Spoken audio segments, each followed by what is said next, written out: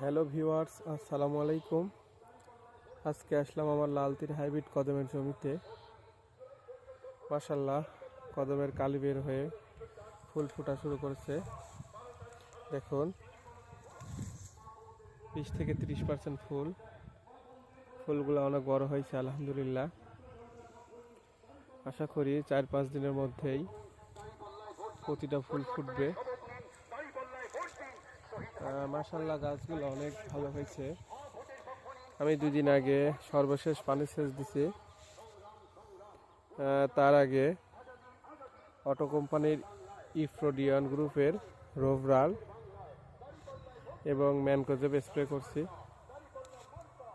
সাথে ইমিডাক্লোপিড 20। দেখুন,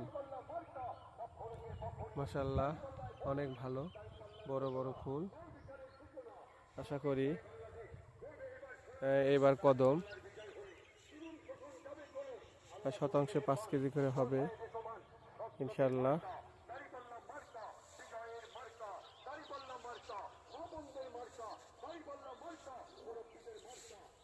প্রতিটা স্টিকই বের হয়ে গেছে। আশা করি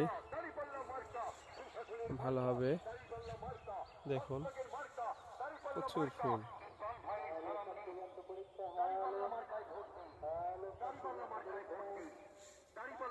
এটা আমার লাগানো ছিল নভেম্বর মাসের 27 তারিখে। আশা করি 1-1.5 মাসের মধ্যেই হয়ে যাবে।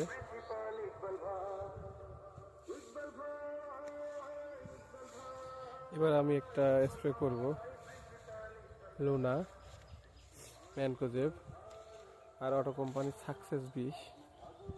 ইনশাআল্লাহ এটা দেওয়ার পরেই পেঁয়াজের গ্রোথ অনেক ভালো হবে। এই দেখেন, যে একটা ফুলের রেণু তৈরি হচ্ছে।